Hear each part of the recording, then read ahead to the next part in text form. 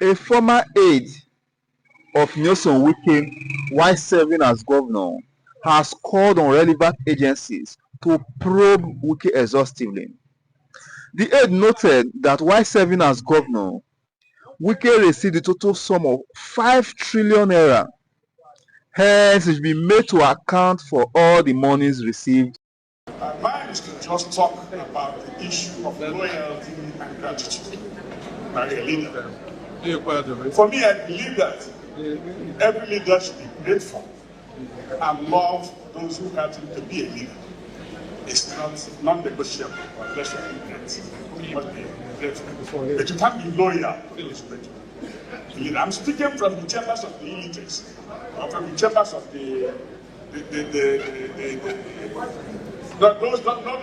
who don't know anything. I understand that loyalty means steadfast allegiance to a constitution or to a people. And for a leader, you should be loyal to the constitution that you want to defend, or to the people who elected you. And it shouldn't be to the person who assisted you to be a leader. You can't be loyal to that person. That person should be rather loyal to you. Because they are still being the leader.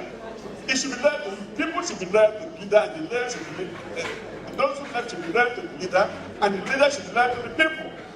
Then, for instance, past presidents are being invited by the two incumbent presidents to get them vote.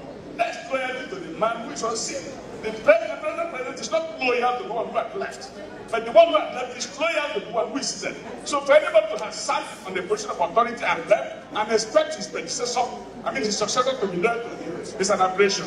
Today we are waging a very strong, and I think I've made this point several times in the public domain myself, that in Rivers State today we are waging a very important ideological struggle. Some people characterize it as a struggle between the governor and the minister. No, that is not the case. They don't have any personal issues. The debate and the struggle is the location of sovereignty. Should the people rule? Should the people govern? Should the priorities of the people come first? Or should the whims and caprices of the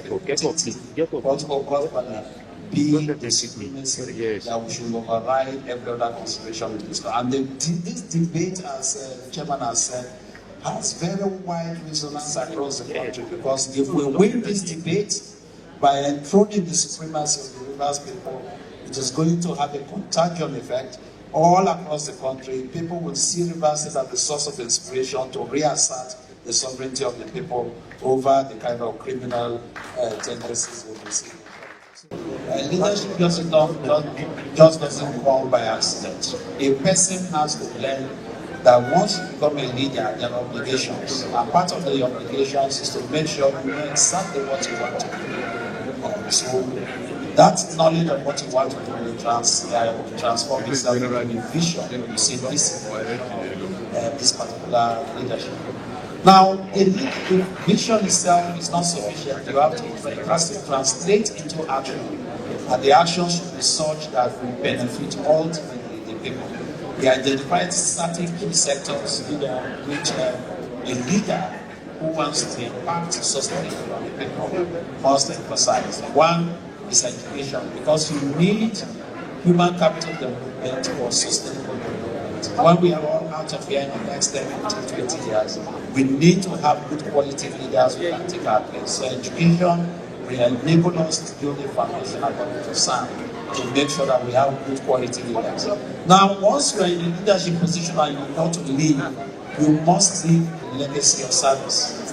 Legacy of service means investment in these critical areas you mentioned, education, health. Health, because you must have people who are healthy in order to have a productive workforce.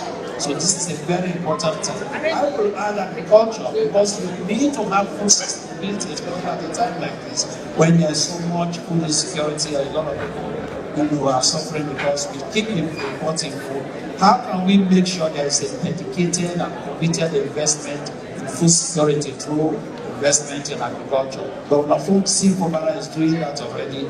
When he came on board, all the agricultural investments of the previous administration were just abandoned. Now, from what I have seen so far, that it seems to be a renewed commitment to bring back those farms and to try to, engender what looks like a green economy here in Rivers State so that there will be full sustainability. I think there should also be an investment there should also be social investment. Social investment means investing in people, building their capacity, investing in communities, lifting them away from poverty, so that the people can take ownership of the process the baby is talking about. They become participatory in the process that will benefit them. There is a link, there is a missing link. I think it may have been because of insufficient time. Some here didn't quite mention this. But I have to raise it. That's part of my job as the moderator. Now, we talk about leadership, we talk about loyalty, gratitude, and all that. We haven't quite captured the importance of accountability to the people. I say this because in Rivers State, in the past 8 years, records show that Rivers State received over 5 trillion naira. I served in the previous administration. The government received over 5 trillion naira.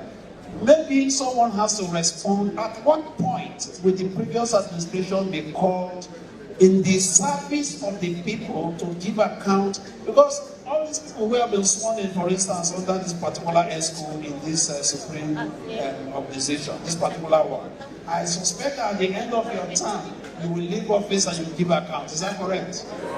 By the same logical extension, I think that there ought to be a time when, after service, you ought to be able to come back to the people to say, while I was in office, in my capacity as your servant, I received so much, I did so much, I did not. This is not an indictment, but part of your gratitude to the people. Will there be a time when leaders of the previous administration, especially in the past 8 years, will be able to account to the people to say, we received on your behalf 5 trillion naira and we want to give account? Is that an important subject that we should explore? Many have expressed shock, surprise, that the aide of the former governor is calling for his probe, claiming that the former governor received a total sum of 5 trillion naira while serving as governor. Politics is so unpredictable. How can a former aide of a former governor be calling for the probe of his former boss? This is weird.